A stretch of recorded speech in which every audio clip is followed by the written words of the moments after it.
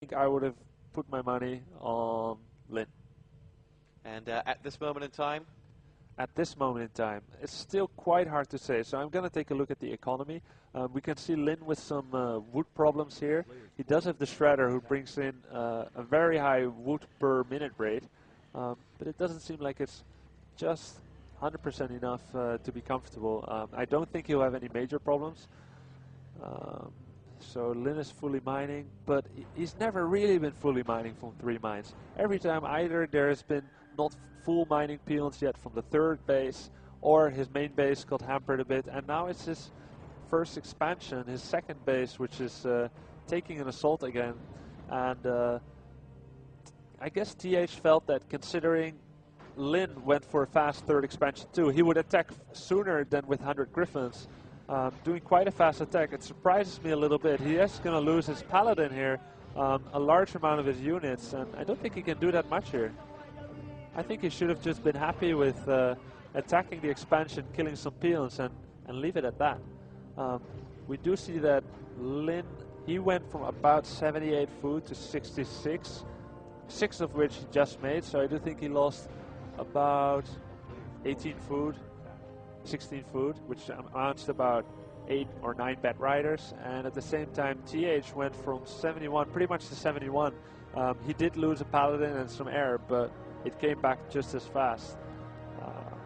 He's at 80 food now, just finished 3 more air units and making the next, so perhaps that was his plan. Perhaps he felt that he should do 1 attack first to make sure that Lyn doesn't get his critical mass of bed riders. Here we go. You see final creeping from TH as he pushes out. The Paladin back amongst things and up to level 2. And he has picked Divine Shield, not Devotion Aura. He wants to make sure that his hero will survive. Lyn upgrading Liquid Fire here, seeing an easy kill in the Town Hall, which is quite exposed. These towers don't do that much damage when you have Heal Wave and Spirit Link on everything. So he's using the Bat Riders to put Liquid Fire on the Town Hall, which makes it get more damage. A lot more damage actually, and Bat Riders already do siege damage, so they're quite nice to take down a Town Hall, and the human can't repair when it's under Liquid Fire. So here we go. Is this the battle as the air-to-air combat begins? I don't feel this is the battle. I don't think it will be the last battle either, but it is definitely a battle, and an important one too. So the Mountain King is town pulling out. Very nice by TH, I think. He lost, I would say, about 4 or 5 air units. All Bat Riders are gone, and Lyn is in a very unfortunate position here with 55 food, which basically is as little as you could be over 50 with, which means that you get 30% less resources. We have an upkeep system in Warcraft 3. If you have 50 food or less, you get full gold from every gold mine, which is 600 gold per minute, 10 gold per second. When you go over 50 food, up to 80, you only get 70% of all your income. And when you're above 80, you only get 40% of everything. So when you're at 55 food, it's like saying, hey, my army isn't that big, but I'm paying the price. So he wants to go up to 80 as soon as possible. There's no reason for him to wait. So from this position, TH is in the driving seat right now? I feel that TH has been doing a pretty nice job of gradually gaining an army advantage. I don't think it's time to let up either, considering the path that he chose. I think he wants to make use of the fact that he will always have the biggest army, not greater than 80, to make sure that he's handling his resources nicely. And every time his hero is going to be in trouble, or he's going to have some units which are in a precarious position because of low HP, he's just going to town portal out and lick his wounds. So here we go. We have the assault ready to begin.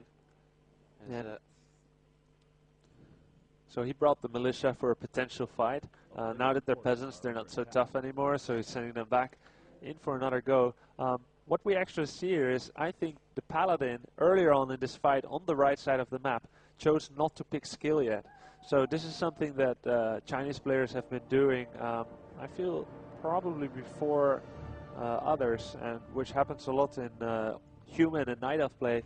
They don't pick skill yet until they're sure what they're going to use.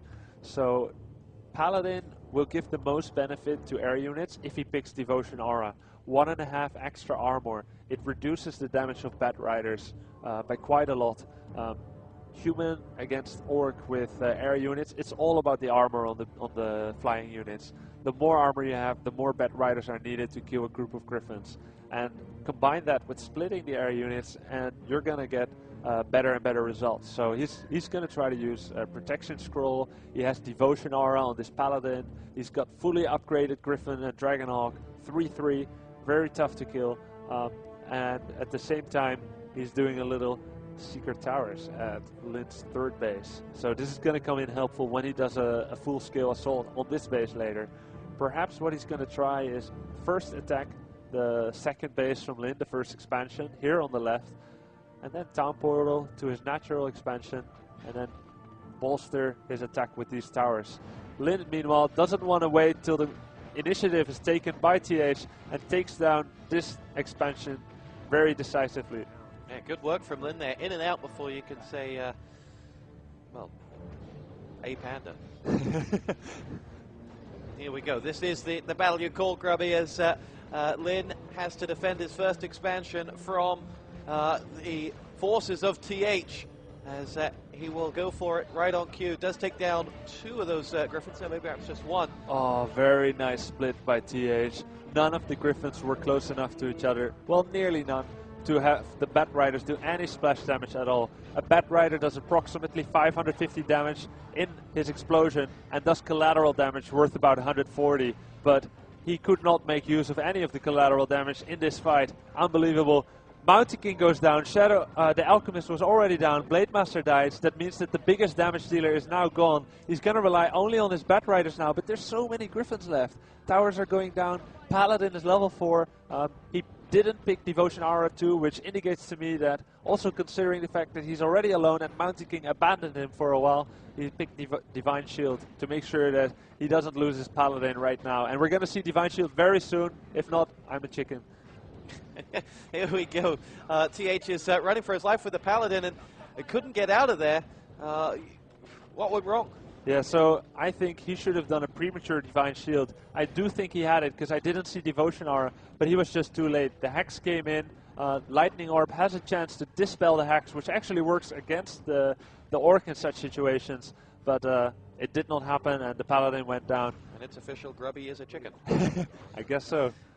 So back comes the Paladin from the tavern, and where are we at right now?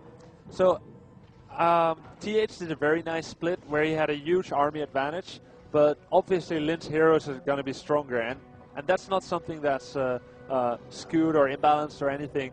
TH has a stronger army, and that's a direct result of how he played, and the way that the Orc can still have some advantage is by boosting his hero levels. So this is pretty natural result of the way that they played. The most important thing in this case for TH to do is to make sure that his Mountain King doesn't die. I do think he had Town Portal. He probably Lyn did pretty nice micro in that fight to take down the Mountain King.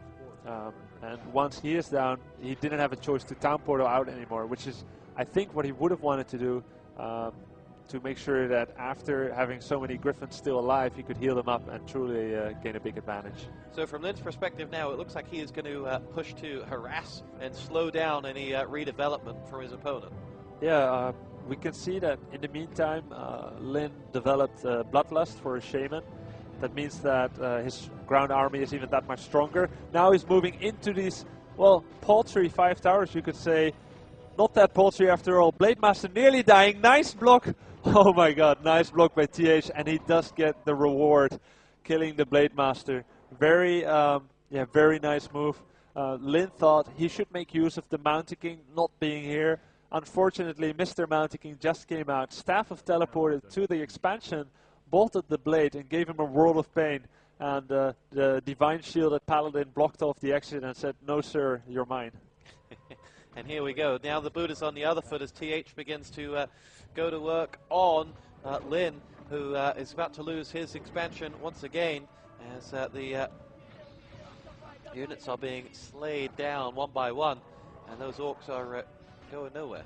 So very nice premature Divine Shield by the Paladin. If he doesn't do that, he can go from 600 life down to 0 in the course of 1 hex. So I do like that he used it immediately. There's nothing smarter to do. at this point, a player should not be cocky and say, "Oh, I'm gonna use it at the very last moment to make sure that my opponent, wastes his energy." No, just use it right away. That's the only safe thing to do, and I do like that he did that. He was down to 1 base in the meantime, and there's not an awful lot of gold left in this base. TH only with 900 gold left in his first expansion in the corner, but he just finished power building back his natural expansion, again in the same exposed position. There wasn't place anywhere else, so this remains an easy kill if Lyn can get a big enough army. But in the meantime, important extra source of income for TH, who by now has quite formidable hero levels, level 5, level 4. So TH has turned around his one sort of disadvantage that he had, which was the level of his heroes, but at the same time, he's lost the mass of air units he had as well. So where are we at in terms of who's ahead of who at the moment? Yeah, you're right with that, Stuart. We do see that he came closer in the hero levels, but yeah, he doesn't have the army anymore to take Lyn, I think, in any head-on fight. Also considering the Shadowhunter with 600 mana with the maximum capacity of 660, pretty sick there. Alchemist level 4 and Blade Master level 6, and he's got some nice consumable items too. Greater Healing Potion, Heal Scroll, and Invulnerability. He's got an expansion running with just 4 peons. Does he not have a 5th? Yeah, he doesn't, and he doesn't want to make 1 more peon because that's just going to put him into low upkeep before he's ready to do so. He did go into low upkeep now, so theoretically he could make another peon, but I think he's got other things on his mind. Making a head-on assault on those towers, didn't like what was going on. After all, even though there was no extra threat from TH, so he re-evaluated his position in the game, and I think that's pretty important to be able to do. He decided he's going to attack the towers, didn't like what's going to happen. Sometimes you cannot predict exactly how strong you are in the game, and it's important to be able to let go of the idea that you felt you should take down the towers. Don't be too stubborn. Yeah, don't be too stubborn, exactly. Well, here we go. We are set with TH ready to knock on the door of this expansion once again as the Mountain King and a few units are coming in and get more towers, as he really is amassing as much as he can to take down this expansion. And Lyn making more Bat Riders who are not that great against a lot of guard towers. He does feel like he needs them though, because TH is not just going to stop making air. He is banking now, but at any moment he can start pumping Griffins and Dragonhawks. Hasn't done so yet, and why not? Because he's got the gold advantage. I mean, this one ran out. He does have, well, he does not have the gold advantage, excuse me. Lyn has got 2 bases, but he's in high upkeep. Also, low upkeep, but he is in upkeep. And he's not mining fully. So I would say the gold income is nearly the same. And there's no real pressure on TH to advance very rapidly because he's got all these towers here. They don't cost upkeep, but they provide pressure. And at the same time, they're also nice to defend with while TH wants to push out. While Lyn wants to push out, he doesn't really feel like going into all these towers. Out in the open, it would be a clear-cut case of Lyn taking the fight, but with those towers, TH is looking a little bit safer there, and he's just being content, shooting down peons. One Stormbolt level 3 does does 350 damage, which is more than enough to take down any peon, even if it's full life. So that's what he's doing. Now we see Lyn doing an attack. Pretty dangerous there. He's doing some Holy Light. A very nice Staff of Sanctuary by the Paladin, saving that Mountain King. This does mean that Lyn can breathe a little bit easier. There's no Mountain King, no Stormbolt. Any unit that Lyn has is going to do damage every time. They're not going to get stunned. There's no sudden, immediate, unexpected deaths for any of his heroes or units. So, yeah, these 6 towers, they're not enough to stop this army from Lyn anymore. He got himself a kill onto one of the raiders there, but they have been taken from double figures to now, just as you say, 6 left, maybe even 5 left in a second, and Lyn is able to push on, and down goes the Blood Mage off camera there. Yeah, the Blood Mage. Oh, and the Paladin may follow suit as well. Here we go, with just 250 points of health left. It looks like he's going to get out of there. He needs the tower portal now or he'll die. He does. Just get out of there in the nick of time, but that expansion is safe, and from Lyn's perspective, he can breathe a sigh of relief. That pressure you were talking about may have just been released a little bit. Yep, and now we see Lyn with level 6/6 4 hero levels. He's got Bloodlust, which makes his heroes that much more scary.